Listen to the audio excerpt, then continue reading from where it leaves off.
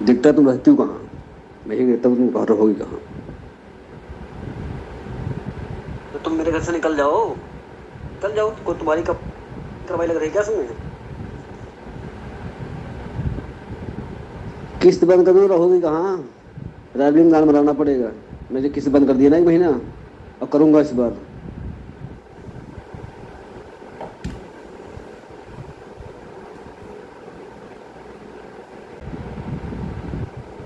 मैं रविशंकर और अपनी नंद, अपनी जिठानी से और अपनी सास से यही पूछना चाहूँगी, यही कहना चाहूँगी, जब रविशंकर को मेरे साथ रहना नहीं था तो मुझसे शादी करने की और बच्चा करने की, मतलब बच्चे को तो चलिए छोड़ दीजिए, शादी करने की क्या ज़रूरत थी? चाहे वो चंदा के साथ रहते, चाहे सुनीता के साथ रहते, चाहे समा के साथ रहते, या फिर अनीता से शादी हो रही थी जिनके साथ उन्होंने रिलेशन बना रखा है, रविशंकर ने बनाया था शादी से पहले, उनके साथ रहते। बट मुझसे शादी करने की क्या ज़रूरत थी?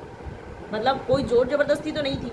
10 बार देखने के बाद आपने शादी की, अपनी मर्जी से शादी की, और उसके बाद तुम्हें ना पर्वत खेड़ा में रहने देना है बीवी को, ना तुम लखनऊ में रहने दे रहे हो बीवी को, तो एटलीस्ट तुम चाहते क्या हो ये बताओ।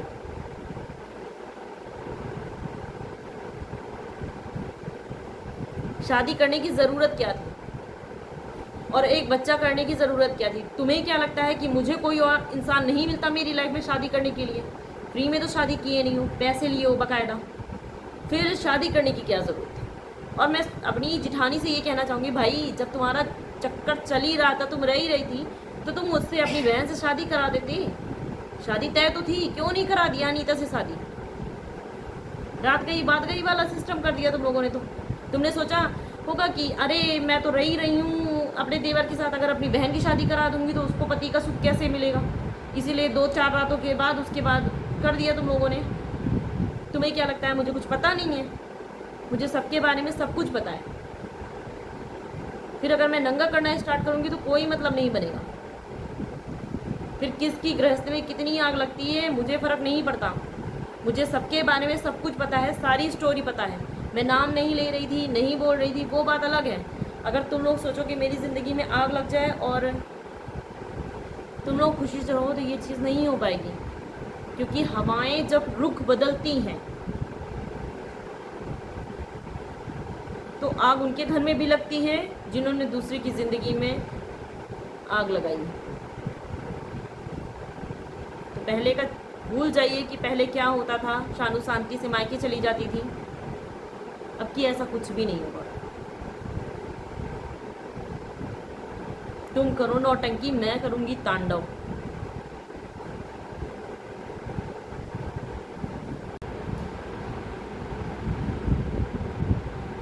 राधे राधे फ्रेंड्स।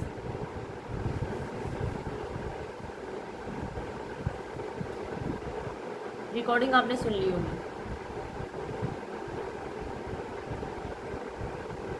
हर बार मेरे साथ यही होता है। शादी के बाद से मुझे मायके भेज दिया जाता है और मेरे पीठ पीछे ये बोला जाता है, ससुराल वाले ये पूरे में फैला देते हैं कि वो तो सिटी की है तो रहना नहीं चाहती है।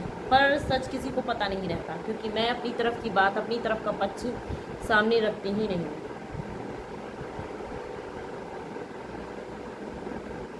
मेरे पति रविशंकर फौज में हैं, उसके बावजूद ना ससुराल में मुझे और मेरे बच्चे को पेट भर खाना मिलता था, ना इज्जत मिलती है। चलो अभी तक रविशंकर और उनकी फैमिली घर में ही बेइज्जती करती थी, वो बात दूसरी थी, पर ना अब समाज में भी यही चीज़ हो रही, मतलब बेइज्जती मेरी और मेरे बेटे की जा रही। मेरे ना बोलने का ये लोग भरपूर फ़ायदा उठा रहे हैं। एक तरफ ये मुझे घर से निकाल देते हैं, दूसरी तरफ अपनी यूनिट में और रिश्तेदारों में ये बोलते हैं कि सर वो तो रहना नहीं चाहती है, सानू मायके में रहना चाहती है। बट रियलिटी ये नहीं है। मैं अपने घर में सुख से शांति से रहना चाहती हूँ। पहले मैं पर्वतखेड़ा में रहना चाह रही थी, पर वहाँ पे कुछ ऐसी परिस्थितियाँ बनी, या फिर यूँ बोलूँ कि वहाँ पे इन लोगों का ही राज चलता है, एक तरीके से जंगल राज चलता है। अगर रविशंकर और उनकी फैमिली मुझे और मेंटली फिजिकली टॉर्चर करती है, वहाँ पे मेरे रेत तक का जो है इन लोगों ने प्लानिंग कर ली थी ससुराल में, इसलिए 2017 में मैंने वो घर छोड़ दिया। अभी मैं जैसे लखनऊ में रह रही हूँ, तो रवि यहाँ से भाभी के पास कैसे भाग के जाते हैं? भाभी हैं, चंदा है, सुनीता है, समा है, कैसे भाग के जाते हैं? तो यहाँ से ये रविशंकर मुझे मेरे पैतृक निवास रायबरेली में भेज रहे हैं। मैं किसी भी स्थिति में जाना नहीं चाहती हूँ, क्योंकि शादी के बाद एक लड़की का ससुराल या उसका घर ही उसका घर होता है, मायका नहीं। और मुझे ये लगता है कि अगर रविशंकर को नहीं रहना है तो रविशंकर मुझे तलाक दे सकते हैं, समाज में खड़े होकर के बोल दें कि ऐसा ऐसा है मेरा और मैं किसी और के साथ और लेडीज़ों के साथ अफेयर में हूँ, इसलिए मैं शानू को नहीं रखना चाहता। पर रविशंकर ये चीज़ नहीं करते, उन्होंने अपना अलग ही पैतरा अपना रखा है। उनका होता है कि मुझे फिजिकली और मेंटली कैसे भी करके टॉर्चर कर दें और टॉर्चर करके मायके भेज दें, और जब मैं मायके चली जाती हूँ तो रविशंकर बोल देंगे कि सब कुछ लेके भाग गई, रहना नहीं चाहती है, इसलिए मजबूरी में मुझे पर्वतखेड़ा में अकेले ज़िंदगी बितानी पड़ रही है शादीशुदा होने के बावजूद। पर सच्चाई ये नहीं है कि रविशंकर शादीशुदा होने के बावजूद उनकी बीवी नहीं रहती तो रविशंकर अकेले रहें। रविशंकर कई औरतों के साथ रहते हैं। अगर मैं रहती हूँ रविशंकर के साथ, मैं पर्वतखेड़ा में भी थी, तो रविशंकर की गलत करतूतें और गंदी हरकतों पे उनकी और उनकी भाभी की रोक लग जाती है। इसीलिए उन लोगों ने मुझे पर्वतखेड़ा से निकाल दिया। जब भी मैंने कोशिश की है इस चीज़ के पीछे आवाज़ उठाने के लिए, तब मेरी आवाज़ को दबा दिया गया है।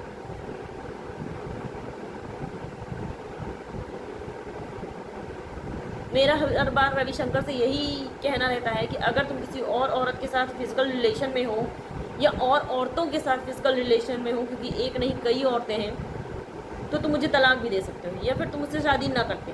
बट जब तुमने सामाजिक रूप से हिंदी रीति रिवाज के अनुसार तुमने मुझसे शादी की है, तो तुम मुझे तलाक भी सबके सामने दो, या तो फिर तुम छोड़ी छुट्टा कर लो, जो गांव में होता है प्रोसेस पंचायत के थ्रू डाइवोर्स, वो कर लो। बट दोनों जगह पे तुम्हें सच्चाई सबके सामने बोलनी पड़ेगी। तुम ब्लेम मेरे ऊपर नहीं डाल सकते हो कि सानू सिटी की लड़की है इसलिए नहीं रहना चाहती, क्योंकि शादी के टाइम पे भी मुझे पता था कि रविशंकर का घर गांव में है और उनके यहाँ सुख सुविधा कुछ भी नहीं है। जब मेरी शादी हुई थी तब रविशंकर के यहाँ लाइट तो छोड़िए, खंभे भी नहीं लग रखे थे कि कभी, मतलब मैंने कभी सोचा भी नहीं था कि इनके यहाँ लाइट आएगी।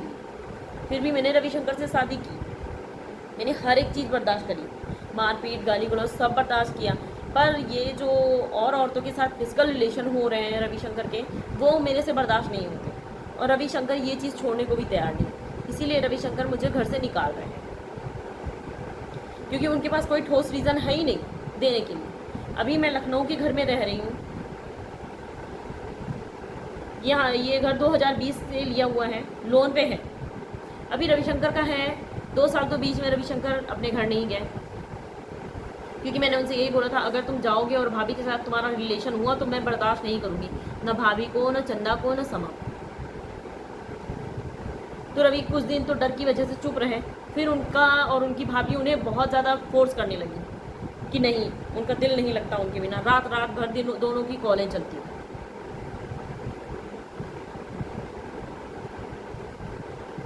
दिसंबर से ये चीज़ें इतना बढ़ गई हैं कि अगस्त 2023 में रविशंकर ने खुद के बच्चे की जान लेने की कोशिश की। मेरा जो एक अकेला बेटा है उसकी जान लेने की कोशिश की, और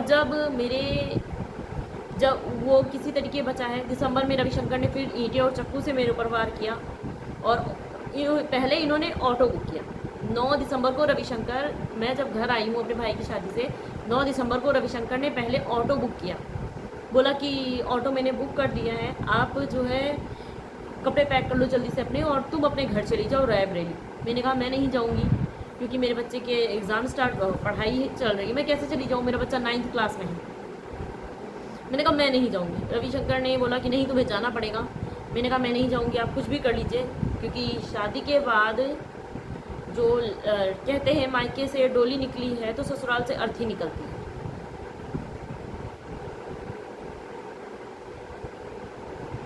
मेरे मुंह से ये निकल गया। रविशंकर को इस चीज़ पे गुस्सा आया। मैंने कहा मैंने बोला कि मैं जो है मायके से डोली में आई हूँ तो ससुराल से अर्थी में ही जाऊँगी। रविशंकर ने इस चीज़ का इस उसमें लिया कि अगर तुम ठीक है जीते जी अगर तुम अपने मायके नहीं जाना चाहती हो तो मैं तुम्हें मार डालूँगा। उनके ऊपर भाभी के प्यार का भूत इतना चढ़ रखा है, भाभियों के, क्योंकि एक नहीं है कई औरतें हैं, तो भाभी सिर्फ कहना ठीक नहीं रहेगा। रविशंकर ने ईंट और चक्कू से मेरे ऊपर काफ़ी बार किए, बहुत बार मारा। मेरा बच्चा गिड़गिड़ाता रहा अपने बाप के, रविशंकर के पैरों पे गिर के कि मेरी मम्मी को मत मारो, मेरी मम्मी मर जाएगी तो मैं क्या करूँगा। पर रविशंकर को दया नहीं आई मेरे बच्चे पे। मैंने उस टाइम पे अपने बच्चे से भी कई बार बोला, बेटा भाग जाओ तुम यहाँ से, लल्ला भाग जाओ कैसे भी करके, पर वो नहीं भागा। उसके बाद यही थे, अगर तुम मर जाओगी फिर मैं क्या करूँगा, मुझे भी मर जाना चाहिए। इसलिए मेरा बेटा नहीं भागा वहाँ से। 9 दिसंबर को मैंने ये चीज़ सोच ली थी कि अगर आज मैं मर जाती हूँ रविशंकर के हाथ से तो बात दूसरी है, पर अगर मैं बच गई ना तो मैं लड़ूंगी ज़रूर अपने हक के लिए।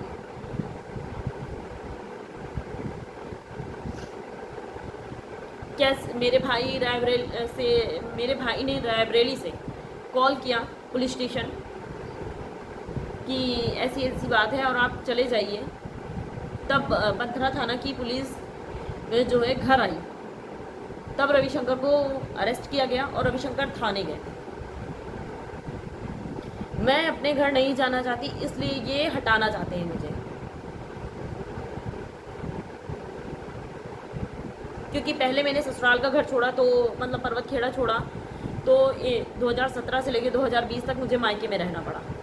ना मैं शादीशुदा में हूँ, ना मैं विधवा में रह जाती हूँ और ना मैं तलाकशुदा में हूँ। तो मेरा रविशंकर से यही कहना था कि तुम मेरे को डाइवोर्स दे दो।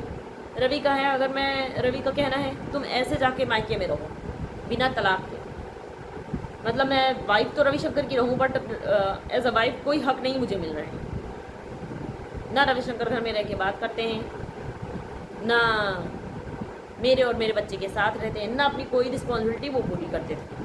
सारा दिन सिर्फ फ़ोन में लगे रहना, बहनों के फ़ोन, भाभी के फ़ोन, मेरे नंदोइयों के फ़ोन,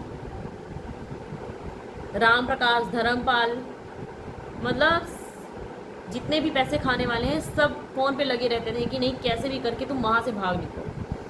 इन्होंने अकाउंट से सारा पैसा निकाल लिया नगद के रूप में और उसके बाद इन्होंने मुझसे बहुत मार दी। इनका ये था कि मैं जान से मार के सानू को भाग जाऊंगा यहाँ से और बात 2 थानों के बीच में रह जाएगी, लखनऊ थाना, लालगंज थाना, क्योंकि केस यहाँ का था लखनऊ ये बंथरा थाना का, और अगर रविशंकर लालगंज भाग जाते, पर्वत खेड़ा भाग जाते तो 2 थानों के बीच में बात रह जाती कि आप कार्रवाई करो, आप कार्रवाई करो करके ये हो जाता है।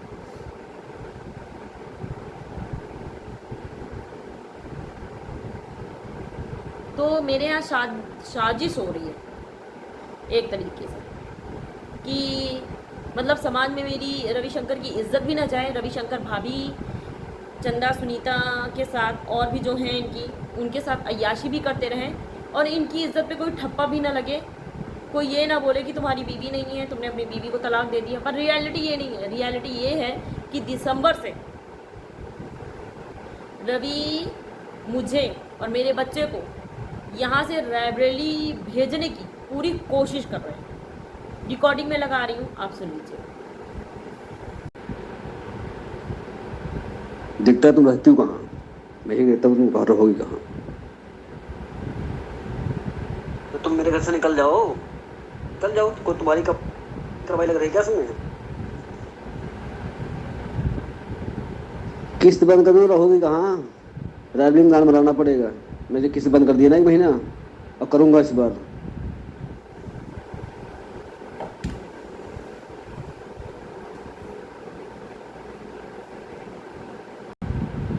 आप लोगों ने रिकॉर्डिंग सुन ली होगी, अब इससे तो आपको पता ही चल गया होगा कि रविशंकर कितना झूठ बोल रहे हैं। अकेले में रविशंकर मुझे और मेरे बच्चे को मारते हैं, पीटते हैं, मायके जाने के लिए फिजिकली और मेंटली टॉर्चर करते हैं कि जाके तुम मायके में रहो और सबके सामने, रिश्तेदारों के सामने, पड़ोसियों के सामने, सोसाइटी में, यूनिट में, थाने में रविशंकर ये बोलते हैं कि सर ये तो रहना नहीं चाहती है। इसके पहले वीडियो में मैंने रविशंकर का लिखा हुआ लेटर भी लगाया था। तो मैं अपने घर में रहना चाहती हूँ इज्जत से। मेरी लड़ाई सिर्फ इतनी सी।